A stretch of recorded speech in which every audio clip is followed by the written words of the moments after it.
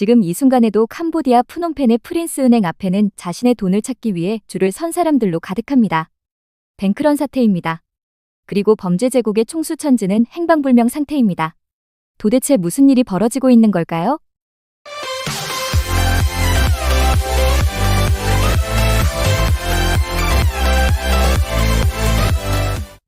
2025년 10월 14일 미국과 영국은 동시에 폭탄 선언을 했습니다.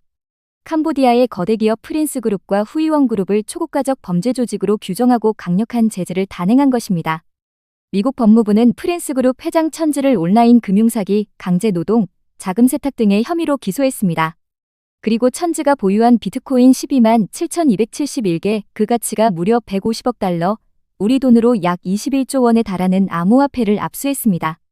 이는 미국 법무부 역사상 최대 규모의 자산 압류입니다. 미국 재무부는 프린스 그룹 관련 개인과 법인 146곳을 제재 명단에 올렸습니다. 영국도 런던에 있는 천지 소유의 부동산을 동결했는데 그 규모가 엄청납니다. 1200만 파운드, 약 230억 원짜리 저택, 1억 파운드, 약 1900억 원짜리 사무용 건물, 그리고 아파트 17채입니다.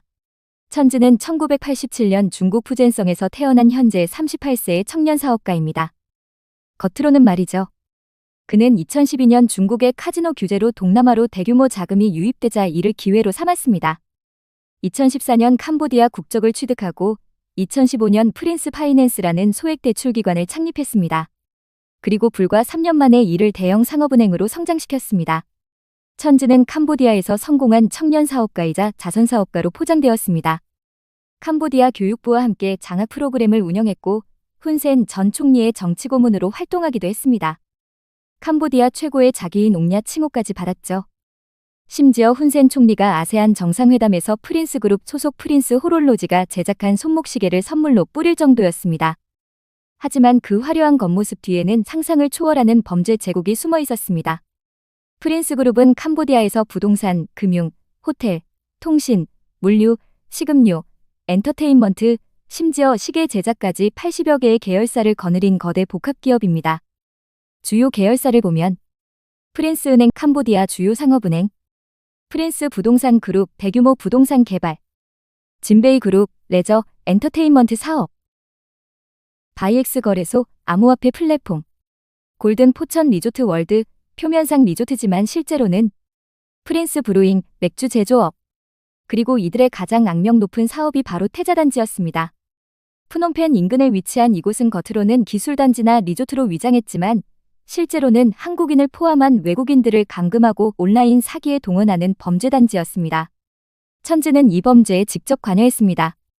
미국 법무부에 따르면 천지는 죽지 않을 만큼만 패라 며 직접 폭행을 지시했고 범죄 수익 장부를 직접 관리했습니다. 범죄 수익으로 시계, 요트, 개인 제트기, 별장, 피카소 그림 등 사치품을 구입했습니다. 프린스 그룹만큼이나 악명 높은 것이 후이원 그룹입니다. 이 그룹은 가상자산을 통한 자금 세탁의 핵심 통로였습니다. 2025년 5월 1일 미국 금융범죄 단속 네트워크 펜센는 후이원 그룹을 주요 자금 세탁 우려 기관으로 지정하고 미국 금융기관과의 거래를 전면 금지했습니다. 후이원 그룹은 캄보디아에서 공급업체, 결제 플랫폼, 보증 서비스로 구성된 방대한 생태계를 운영했습니다. 특히 후이온의 보증이라는 에스크로 서비스를 통해 불법 거래에 신뢰를 제공했습니다. 놀라운 것은 그 규모입니다. TRM labs에 따르면 후이원 그룹은 2021년 이후 최소 810억 달러의 가상자산을 취급했습니다. 이는 악명 높은 하이드라 마켓플레이스를 넘어서는 규모입니다. 후이원 그룹은 돼지도살 사기, 초국가적 사기 네트워크, 심지어 북한의 사이버 강도 등 광범위한 범죄 활동의 금융 통로 역할을 했습니다. 텔레그램에서 금지당한 후에도 VIP 채널을 통해 계속 운영되고 있었습니다. 이들의 범죄 수법은 치밀하고 잔인했습니다. 첫째, 가짜 구인 광고로 피해자를 유인합니다.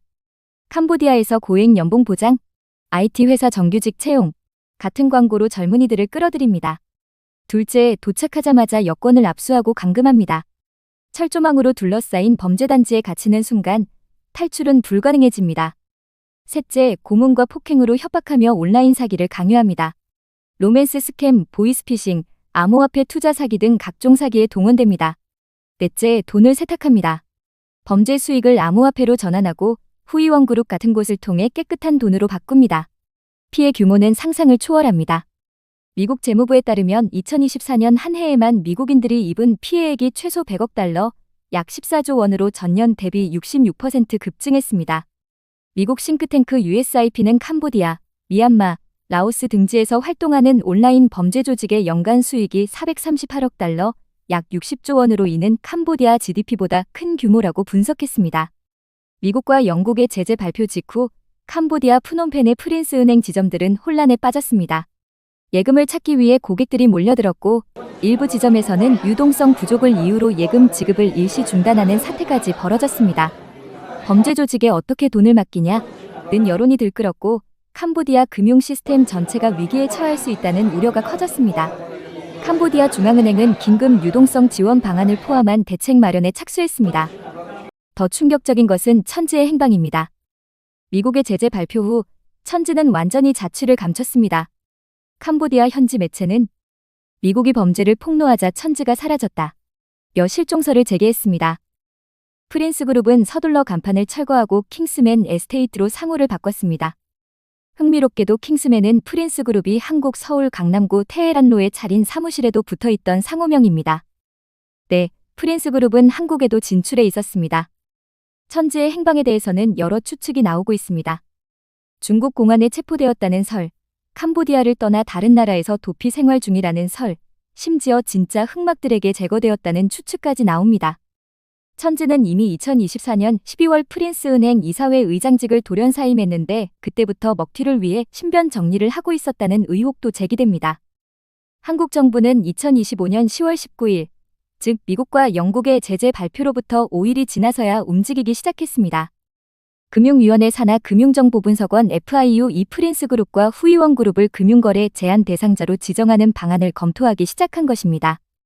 이러한 뒤늦은 대응에 대해 뒷북 제재라는 비판이 쏟아졌습니다. 사실 한국 정부는 이미 알고 있었습니다. 2025년 5월 UN 인권최고대표사무소 OHCHR가 경고했고 국가정보원도 두 조직의 인신매매, 불법감금, 온라인 사기 정황을 인지하고 있었습니다. 외교 경로를 통한 피해 보고와 현지 교민 사회의 제보도 이어졌지만 정부는 판단을 미루고 별다른 조치를 취하지 않았습니다. 더 큰 문제는 2년간 캄보디아 경찰 주재관 증언을 요청했지만 행정안전부가 거절했다는 점입니다. 납치, 감금 피해가 1년 사이 10배 급증했는데도 현지 경찰 인력은 3명뿐이었습니다. 결국 2025년 10월 16일 캄보디아 전역이 여행자재 이상으로 상향 조정되었고 캄포트주 복구산 지역 바베시, 포이페시는 4단계 여행금지 지역으로 지정되었습니다. 프린스 그룹은 한국과도 깊은 연결고리가 있습니다. 첫째, 서울 강남구 테헤란로의 킹스맨 부동산 그룹이라는 이름으로 사무실을 운영했습니다. 프린스 그룹의 부동산 계열사 프린스 리얼이스테이트 그룹 코리아가 2025년 2월부터 이곳에서 활동했습니다. 둘째, 한국인 브로커들이 피해자를 유인하는 데 적극 가담했습니다. 한국인 대학생과 청년들이 고액연봉, 광고에 속아 캄보디아로 건너갔고 그곳에서 감금, 폭행, 고문을 당했습니다. 일부는 목숨을 잃기도 했습니다. 셋째, 빅뱅 출신 승리와의 연루설도 제기되었습니다. 2024년 초 승리가 캄보디아 클럽에서 공연했을 때 무대 뒤 로고가 프린스 브루잉과 프린스 홀딩스였습니다.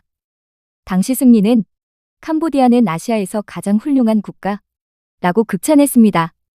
현재 캄보디아 당국이 범죄 연루 혐의로 구금한 한국인은 63명으로 파악됩니다. 이 중 일부는 피해자지만 일부는 가해자로 전락했습니다. 이번 사건은 국제 공조의 중요성을 보여줍니다. 미국과 영국은 18개월간의 합동 수사 끝에 프린스 그룹과 후이원 그룹의 범죄 증거를 확보했습니다. 미국은 2차 제재 세컨더리 보이콧을 통해 전 세계 금융기관에 경고했습니다. 프린스 그룹이나 후이원 그룹과 거래하는 금융기관도 제재 대상이 될 수 있다는 것입니다. 이는 엄청난 파급력을 가집니다. 한국 정부도 이제야 움직이기 시작했습니다. 금융위는 국내 가상자산 업계의 캄보디아, 라오스, 미얀마 등 고위험 지역과의 거래를 엄격히 제한하라고 경고했습니다. 일부 거래소는 해당 지역 관련 계좌를 선제적으로 차단했습니다. FIU는 연내 동남아 지역 범죄자금의 가상자산 세탁 실태를 점검하기로 했습니다. 의심거래 보고 STR 의무를 강화하고 고위험 고객의 거래를 즉시 중단할 수 있다는 방침입니다. 천지에 대한 형량도 주목됩니다. 미국 법무부는 천지를 기소하며 유죄 확정 시 최대 40년의 징역형이 선고될 수 있다고 밝혔습니다. 물론 천지를 체포해야 재판이 가능하겠지만요. 이번 사건이 우리에게 주는 교훈은 명확합니다. 첫째, 너무 좋은 조건의 해외 취업 제한은 의심해야 합니다. 고액 연봉 보장, 숙식 제공, 즉시 출국 같은 조건이 함께 나오면 더욱 조심해야 합니다. 둘째, 정부의 선제적 대응이 중요합니다. 정보를 알고도 방치하는 것은 국민을 위험에 방치하는 것과 같습니다. 셋째, 국제범죄는 국제 공조로만 해결할 수 있습니다. 한 나라만의 노력으로는 한계가 있습니다. 넷째, 암호화폐와 금융 시스템에 대한 감시가 필요합니다. 범죄 조직들은 점점 더 정교하게 자금을 세탁하고 있습니다. 캄보디아 범죄단지 문제는 이제 시작입니다. 천주와 프린스 그룹의 몰락은 하나의 사례일 뿐, 캄보디아, 라오스, 미얀마 등 동남아 전역의 수백 개의 범죄단지가 여전히 운영되고 있습니다. 중국, 일본, 베트남 등의 범죄 조직도 몰려들어 거대한 산업사슬을 형성했습니다. 국제사회의 지속적인 관심과 공조, 그리고 각국 정부의 강력한 의지만이 이 문제를 해결할 수 있습니다. 우리 모두가 경각심을 가지고 주변을 살펴야 할 때입니다. 지금까지 캄보디아 범죄 제국의 실체와 붕괴 과정을 살펴봤습니다.